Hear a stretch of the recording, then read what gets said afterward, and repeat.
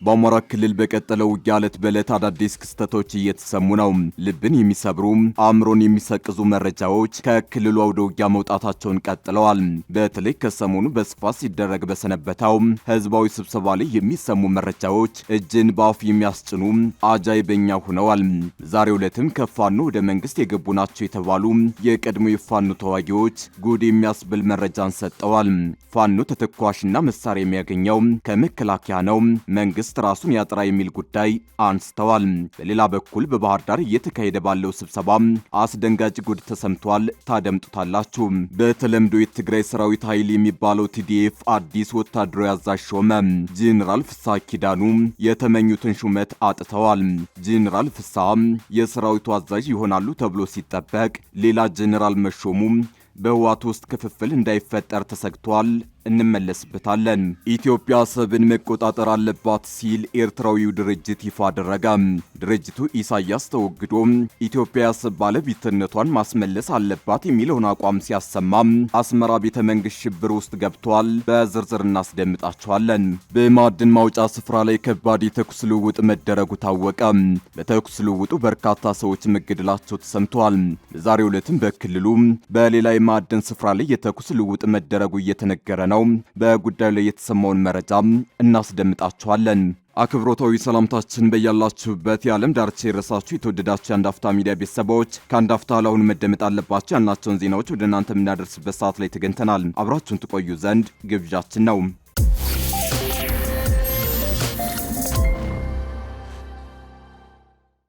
በተለምዶ የትግራይ ሰራዊት ኃይል የሚባለው ቲዲኤፍ አዲስ ወታደራዊ አዛዥ ሾመ። ጄኔራል ፍስሐ ኪዳኑ የተመኙትን ሹመት አጥተዋል። ጄኔራል ፍስሐ የሰራዊቱ አዛዥ ይሆናሉ ተብሎ ሲጠበቅ ሌላ ጄኔራል መሾሙ በህወሓት ውስጥ ክፍፍል እንዳይፈጥር ተሰግቷል። ጄኔራል ታደሰ ወረደ በአዛዥነት ሲመሩት የነበረው የህወሓት ጦር በመጨረሻ ሙሉ በሙሉ ከእጃቸው ወጥቷል። ጄኔራሉ ለወራት ከ4 ኪሎ ከባድ የቤት ስራ ይዘው ወደ መቀሌ በተመለሱ ማግስት የህወሓት ወታደራዊ አመራሮች አዲስ የጦር አዛዥ ሾመዋል። የህወሓት ሰራዊት በተለምዶ ቲዲኤፍ ወታደራዊ ኮማንድ ባካሄደው ዝግ ስብሰባ አዲስ ወታደራዊ አዛዥ መምረጡ ተሰምቷል። ወታደራዊ ኮማንዱ ዋና አዛዥ አድርጎ የመረጣቸው ከፌዴራል መንግስት የተሻለ ኃይል ገንብተናል በሚለው ንግግራቸው የሚታወቁት ሌተናል ጄኔራል ኃይለ ሥላሴ ግርማይ ወዲም በይተ ናቸው። ወታደራዊ ኮማንዱ አዲስ አዛዥ የሾመው ጄኔራል ታደሰ ወረደ ከጊዜው አስተዳደሩ ፕሬዝዳንትነት ጋር ደርበው ለመስራት ያደረጉትን ጥረት በማክሸፍ መሆኑ ተሰምቷል። ጌታቸው ረዳ ወደ አዲስ አበባ ከመሸሻቸው በፊት ጄኔራል ታደሰ የወታደራዊ ኃይሉ ዋና አዛዥ የነበሩ ሲሆን ወደ ፕሬዝዳንትነት ከመጡ በኋላ በሂደት የታጠቀው ኃይል ከእጃቸው ወጥቷል። ጄኔራል ታደሰ ወረደ የወታደራዊ ኃይሉ አዛዥነታቸውን ቀስ በቀስ በጊዜው አስተዳደሩ የሰላምና ጸጥታ ቢሮ ኃላፊ ጄኔራል ፍስሐ ማንጁስ ካጡ በኋላ ነው አዲስ አዛዥ የተሾመው። አዲሱ ወታደራዊ አዛዥ ዲምበይተ በጄኔራል ታደሰ ወረደ አስተዳደር ላይ መፈንቅለ አስተዳደር ከሞከረው ቡድን ጎን መሆናቸው ይነገራል። አዲሱ የህወሓት ወታደራዊ አዛዥ ኃይለ ሥላሴ ግርማይ በተለይ ለጠቅላይ ሚኒስትር አብይ አህመድ ንግግሮች ጠንካራ መልእክቶችን ወደ 4 ኪሎ በመላክ ይታወቃሉ። ከወራት በፊት ጠቅላይ ሚኒስትሩ በፓርላማ ለህወሓት በሰጡት ማስጠንቀቂያ እነሱ እንደሚሉት አቅማችን እንደ ትናንቱ አይደለም የሚል ምላሽ መስጠታቸው ይታወሳል። ጠቅላይ ሚኒስትሩ መከላከያ ሰራዊት ዘመናዊ የጦር መሳሪያ መታጠቁን በመግለጽ ህወሓትን በቀላሉ እንደሚደመስስ ማስጠንቀቃቸው ይታወሳል። ጄኔራሉ በወቅቱ በሰጡት ምላሽ ህወሓት በ2 ዓመቱ ጦርነት ያልነበረውን መሳሪያ መታጠቁን በአደባባይ በመናገር ነበር የመልስ ምት የሰጡ። ጄኔራሉ በወቅቱ አድዋ ላይ የህወሓትን አዲስ ኮማንዶ ኃይል ሲያስመርቁ ባደረጉት ንግግር ህወሓት ከድሮን እስከ አየር መቃወሚያ እንደታጠቀ ጠቁመዋል። ጄኔራሉ በወታደራዊ ኃይሉ በኩል ሙሉ ዝግጅት እንዳለ በመግለጽ የትግራይ ህዝብ ለሚመጣው ነገር ይዘጋጅ በሚለው ቅስቀሳቸውም ይታወቃሉ።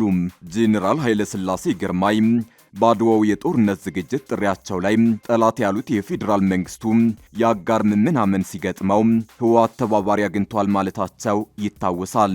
ይህም ጽምዶ በተሰኘው የህወሓትና የሻዕቢያ ጥምረት ኤርትራን ከጎናቸው ማሰለፋቸውን በግልጽ ጄኔራሉ ተናግረዋል። በአማራ ክልል በቀጠለው ውጊያ ዕለት በዕለት አዳዲስ ክስተቶች እየተሰሙ ነው። ልብን የሚሰብሩ አእምሮን የሚሰቅዙ መረጃዎች ከክልሉ አውደ ውጊያ መውጣታቸውን ቀጥለዋል። በተለይ ከሰሞኑ በስፋት ሲደረግ በሰነበተው ህዝባዊ ስብሰባ ላይ የሚሰሙ መረጃዎች እጅን በአፍ የሚያስጭኑ አጃይበኛ ሆነዋል። ዛሬው ዕለትም ከፋኖ ወደ መንግስት የገቡ ናቸው የተባሉ የቀድሞ የፋኖ ተዋጊዎች ጉድ የሚያስብል መረጃን ሰጠዋል። ፋኖ ተተኳሽና መሳሪያ የሚያገኘው ከመከላከያ ነው፣ መንግስት ራሱን ያጥራ የሚል ጉዳይ አንስተዋል። በሌላ በኩል በባህር ዳር እየተካሄደ ባለው ስብሰባ አስደንጋጭ ጉድ ተሰምቷል። ጄኔራል መሐመድ ተሰማ የአማራ ክልሉ ውጊያ በወንድማማቾች መሃል የሚደረግ ጦርነት አይደለም ቢሉ የአማራ እናት ልጆቿ ከፋኖና መንግስት ጎን ሆነው ሰይፍ እየተማዘዙ ቀጥለዋል። አባት ሚሊሻ ልጅ ፋኖ ሆነው በሚዋጉበት የአማራ ክልል አስከፊ ጊዜን እያሳለፈ ነው። ከሰሞኑ በተለያዩ የክልሉ ከተሞች የተሰሙ ድምጾች የህዝቡን ምሬት ጮክ አድርገው የሚያስተጋቡ ሆነው ታይተዋል። ከህዝባዊ ስብሰባዎች ጎን ለጎን እጅ የሰጡ ናቸው የተባሉ የቀድሞ የፋኖ ተዋጊዎች በክልሉ ቴሌቪዥን አነጋጋሪ አስተያየቶችን እየሰጡ ነው። ዛሬው ዕለት በክልሉ ቴሌቪዥን ጣቢያ በተሰራጨና አንድ አፍታ ሚዲያ በተመለከተው ቃለ መጠይቅ በቅርቡ በደብረ ማርቆስ እጁን ሰጠ የተባለው አንድ የቀድሞ ፋኖ ተዋጊ ፋኖ መሳሪያ ከየትም አያመጣም፣ ከውስጥ ከመንግስትና ከመከላከያ ተተኳሽ የሚያሾልኩለት አሉ ሲሉ ተናግሯል። አንድ ወረዳ እንዴት ከፋኖ ኃይል የቡድን መሳሪያ ይገዛል? እውነታው ግን ወረዳው ከፋኖ 1 ሚሊዮን ብር አውጥቶ የቡድን መሳሪያ ከፋኖ ገዝቷል። ወረዳዎች ፋኖን ትጥቅ ማስፈታትና መማረክ ሲገባቸው እንዴት ነው ከፋኖ የቡድን መሳሪያ የሚገዙት? በማለት የመሳሪያ ሽያጩ ሲከናወን መረጃው እንዳለው እማኝነቱን ሰጥቷል። ይህ ራሱን የቀድሞ የፋኖ አባል እንደሆነ የሚገልጸው ግለሰብ ቀጥሎም የፋኖ የሎጂስቲክ ምንጭ መፈተሽ አለበት በማለት እንዲህ ሲል ተደምጧል። የፋኖ የሎጂስቲክ ምንጭ መመርመር አለበት። ጥይትና ተተኳሽ ከየት ነው የሚመጣው? መከላከያ ሰራዊቱ ላይ ግምገማ መደረግ አለበት። ውጊያ በሚደረግበት ዕለት ከዛው ከሰራዊቱ አባሉ ይሸጣል። ይሄን በደንብ መመርመር ያለበት ጉዳይ ነው በማለት ተናግሯል። የመከላከያ አባላት መሳሪያቸውን ለፋኖ እንዲሸጡ የሚያግባቡ ደላሎች እንዳሉ የሚገልጸው ግለሰቡ እሱ የፋኖ አባል በነበረበት ወቅት ተተኳሽና መሳሪያ ከመከላከያ አባላት እንደሚያገኙ ጠቅሷል። መንግስት እንዲህ በሚያደርጉ የሰራዊቱ አባላት ላይ እርምጃ መውሰድ አለበት ሲልም አክሏል። በክልሉ ፕሮፓጋንዳውና ውጊያው በእንዲህ መልኩ በደራበት በዚህ ወቅት የክልሉ ምክር ቤት ጉባኤውን በባህር ዳር እያከናወነ ይገኛል። በጉባኤው የሚቀርበው ሪፖርት ጦርነት ክልሉን ምን ያህል እንዳደቀቀው የሚያመላክት ነው። ጉባኤው ከቀረቡ ሪፖርቶች መሃል ህፃናትን ጨምሮ የተሻለ ኑሮ ፍለጋ የአማራ ክልል ለቆ ወደ ስደትና ወደ ተለያዩ አካባቢዎች የሚፈልሰው የክልሉ ተወላጅ መጠን እጅግ አስደንጋጭ መሆኑን የሚገልጸው ይጠቀሳል። የምክር ቤቱ አባላት ለተማሪዎች በትምህርት ገበታ ለመገኘት ጦርነቱን፣ ስደት፣ የቀን ስራ፣ ለትምህርት ተስፋ መቁረጥን ጨምሮ የተለያዩ ምክንያቶችን ዘርዝረዋል። አንዳንድ አካባቢዎች ደግሞ ወደ ትምህርት ያልተመለሱ ተማሪዎች አሁን በምን ሁኔታ ላይ እንዳሉ እንኳን መረጃው ማግኘት እንዳልተቻለ አስረድተዋል።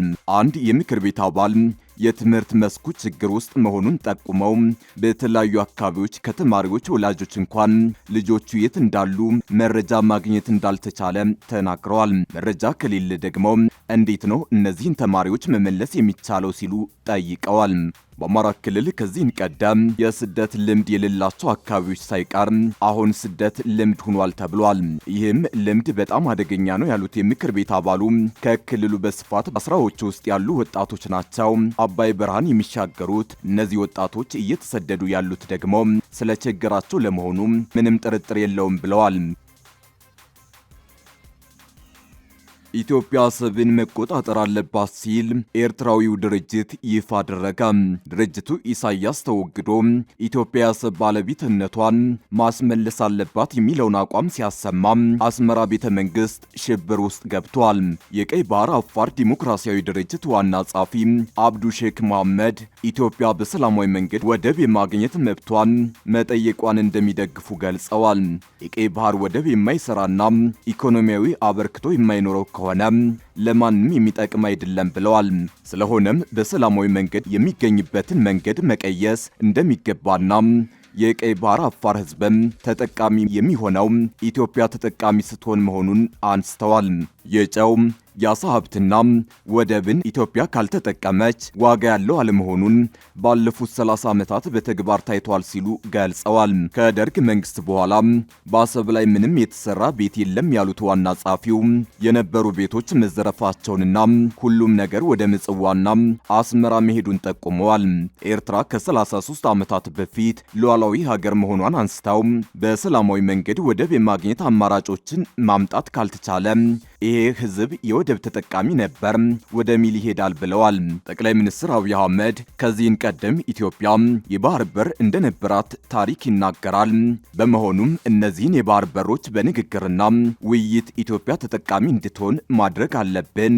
እኛ ስጡን ብቻ አላልንም፣ ከኛም ውሰዱ፣ ግን የባህር በር ያስፈልገናል ነው ያልነው ማለታቸው ይታወሳል።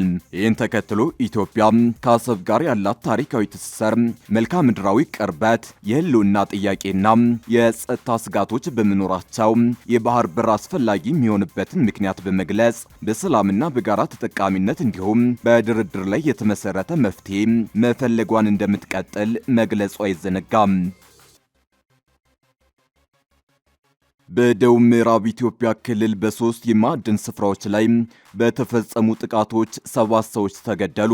በደቡብ ምዕራብ ኢትዮጵያ ክልል ውስጥ በሚገኘው ቢሮ ወረዳ በትናንትናው ዕለት ታጣቂዎች በ3 የወርቅና የእብነበረድ ማውጫ ስፍራዎች ላይ በፈጸሙት ጥቃት 7 ሰዎች መገደላቸውን የወረዳው ዋና አስተዳዳሪና የፖሊስ አዛዥ ለቢቢሲ ተናግረዋል።